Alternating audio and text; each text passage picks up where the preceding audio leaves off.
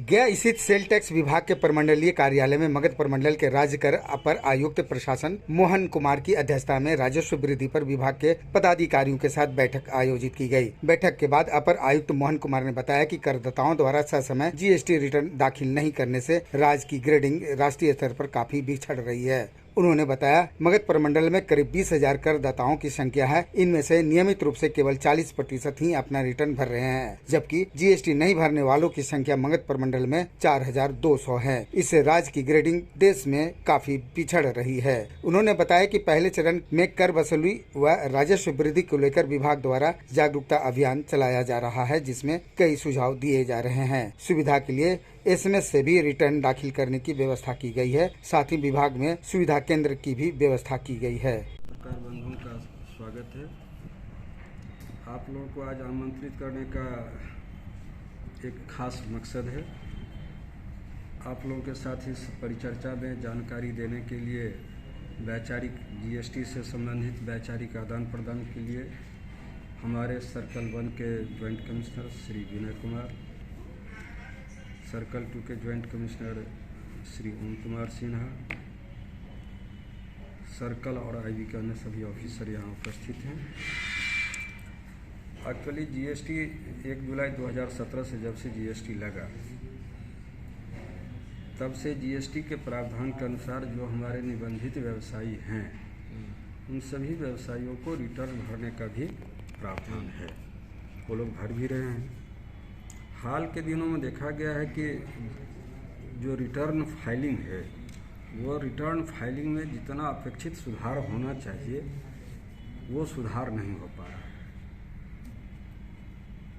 इसके लिए GST council की तरफ से, भारत सरकार के रेवेन्यू सेक्रेटरी की तरफ से इस पर काफ़ी विचार विमर्श किया गया कि हम विवरणियों की संख्या को कैसे बढ़ावें।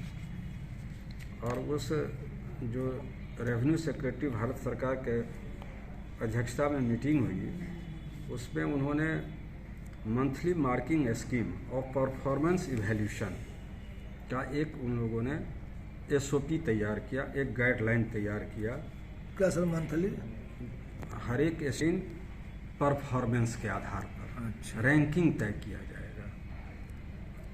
राजस्व रेवेन्यू सेक्रेटरी की अध्यक्षता में ये निर्णय हुआ कि हर एक स्टेट को का रैंकिंग हम तय करेंगे और रैंकिंग तैयार होगा वह उसके विवरणी दाखिला के आधार पर, कर संग्रहण के आधार पर भी होगा, साथ साथ विवरणी दाखिला, ये प्रमुख मुद्दे थे जिसके आधार पर अब इसके लिए ये आवश्यक हो गया कि हम लोग टैक्स पोजीशन में बहुत अच्छे पोजीशन में हैं।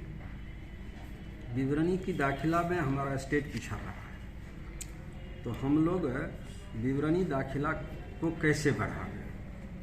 इसके लिए एक तरफ जो जागरूकता होनी चाहिए व्यवसायियों के बीच में, विभाग के तरफ से फैसिलिटी हम सुविधा प्रदान करें, और तीसरा चीज़ जो विभाग के जो प्रावधान हैं रूल और लॉ में, उसके अनुसार कार्रवाई करें। तो रूल और लॉ के अनुसार कार्रवाई करने से पहले ये महत्वपूर्ण इस बात पर फोकस किया गया कि हम लोग सबसे पहले जन जागरूकता फैलावें और व्यवसायी को हम क्या सपोर्ट कर सकते हैं, क्या असिस्ट कर सकते हैं, वह सुविधा प्रदान करें। सेवा प्रदाता के रूप में उनको ये सुविधा प्रदान करें। अब हमारे यहाँ 2 विवरणी का नाम है GSTR 1। GSTR 1 ये प्रत्येक महीने के 11वीं तारीख तक दाखिला किया जाना है। GST और GSTR 3B जो है वह भी मासिक विवरणी है और उसको अगले महीने के 20वीं तारीख तक दाखिल कर देना है, ऐसा लॉ में प्रावधान है। अगर 11 के बाद हम GSTR 1 दाखिल करते हैं या फिर 20 के बाद GSTR 3B करते हैं तो उस पर शास्ति का भी प्रावधान है लॉ में। शास्ति मतलब पेनल्टी का विलंब पर उसका फाइन का प्रावधान है। कितना मैक्सिमम है सर? ये मैक्सिमम है नील रिटर्न के केस में, अब उसके लिए हम बाद में आएंगे। अच्छा, वो हमने पर जागरूकता की कमी रही है, तो उन लोगों में जागरूकता आ जाए और विभाग अपने स्तर से क्या मदद करेगा, पहले हम ये काम करें। पेनल्टी कोई अंतिम विकल्प नहीं होता है।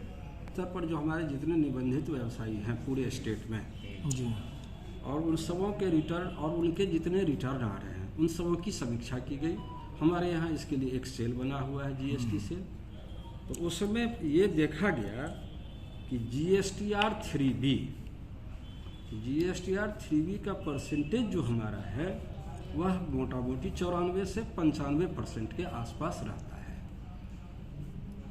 जो स्टेट का जो कंट्री का जो एवरेज है वह कंट्री के एवरेज के लगभग बराबर रहता है जीएसटीआर 3B।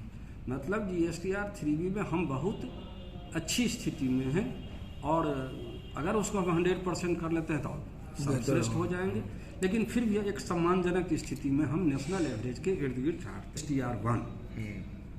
जीएसटीआर 1 का नेशनल एवरेज ये 65 से 66% है।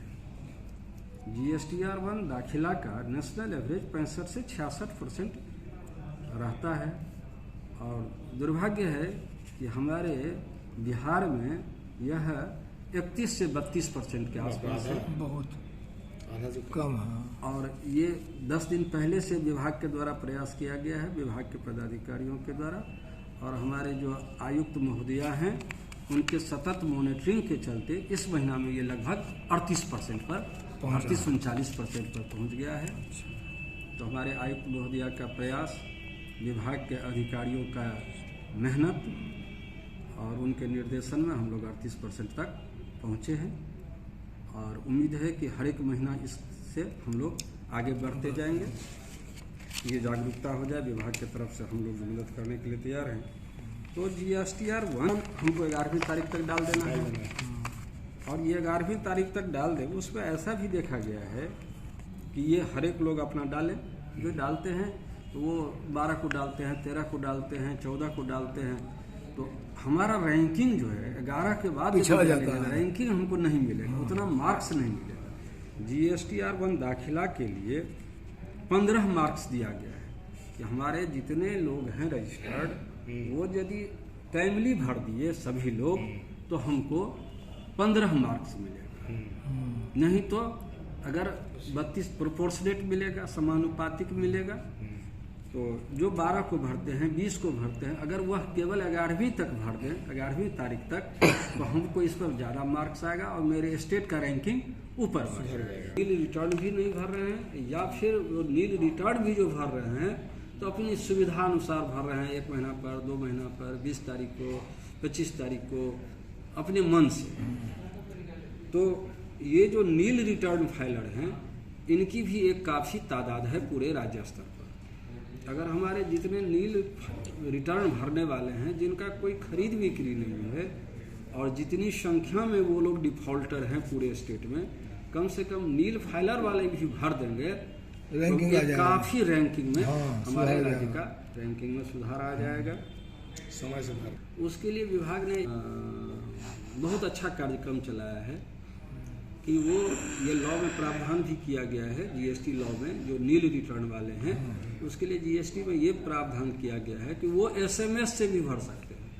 अपने 14409 पर एक मैसेज करना है, 14409 पर नील GSTR 1 लिख के, नील GSTR 1 लिखेंगे टेक्स्ट में, और 14409 पर वो क्या करेंगे, SMS कर देंगे। उधर लिंक आएगा, लिंक पर वो अपना जो उसमें जानकारी मांगी जाएगी, वो 1 लाइन का जानकारी होगा, 1 लाइन का 10 से 20 शब्द का होगा, वो भर देंगे, उनका रिटर्न फाइल से टैक्स पेयर अपने स्तर से कर सकते हैं। हमारे यहाँ हर एक कार्यालय में एक नोडल ऑफिसर भी बना दिए गए हैं। ये नोडल ऑफिसर से संपर्क करेंगे या सर्कल इंचार्ज से आकर के संपर्क करेंगे, सर्कल इंचार्ज से संपर्क कर सकते हैं, हाँ, या नोडल ऑफिसर से वो संपर्क करेंगे, और वो उनको मोबाइल लेकर के आएंगे, जीएसटी नंबर लेकर आएंगे, किस मंथ का है, कौन सा रिटर्न है, वो यहाँ पर इनको मदद कर देंगे। मतलब कहने का हुआ ये प्रावधान जीएसटी के एक्ट के सेक्शन 47 में टाइमली GSTR-1 फाइल नहीं करने वाले के लिए दंड का भी प्रावधान है। लेकिन विभाग का कहना है कि हम करदाता को जागरूक करेंगे, हमारे आयुक्त महोदय का हम करदाता को जागरूक करेंगे, हमारे अधिकारी जो हर एक सर्किल में नोडल ऑफिसर बने हैं उनको एडुकेट करेंगे, उनको रिटर्न भरवाने में हेल्प करेंगे और एक सूचना हम देंगे, इंटीमेशन, ये नोटिस नहीं है, सूचना कि आप जानकारी के लिए कि आपका GSTR-1 फलना महीने का कुल इतने महीने का इतने दिनों से बकाया है और वो आप उसको भर दीजिए। ठीक है, 2 एक्ट है, SGST है और CGST है। ठीक है, तो ये 10 रुपया पर डे है और जिसका नील रिटर्न नील ही भरना है, कोई खरीद बिक्री नहीं है, तो उनको 10 रुपया पर डे के दर से फाइन है और मैक्सिमम 250 रुपया है, 250 रुपया है। करोड़ तक टर्न ओवर, अब मान लीजिए वो भी GSTR-1 नहीं भरे, वो भी डिफॉल्टर है, तो जिनका 1.5 करोड़ तक टर्न ओवर है उनको 25 रुपया पर डे और मैक्सिमम 1000, 25 से 1000 तक, 25 से 1000 उनको है। जिसका 1.5 करोड़ से ऊपर और 5 करोड़ तक उनका टर्नओवर है उनको 25 रुपया पर डे और मैक्सिमम 2500 रुपया, ये फाइन का प्रावधान है। टर्नओवर 5 करोड़ से ऊपर है उनका 25 रुपया पर डे और मैक्सिमम 5000, ये फाइन का प्रावधान। सचिव डॉक्टर प्रतिमा वर्मा के निर्देश पर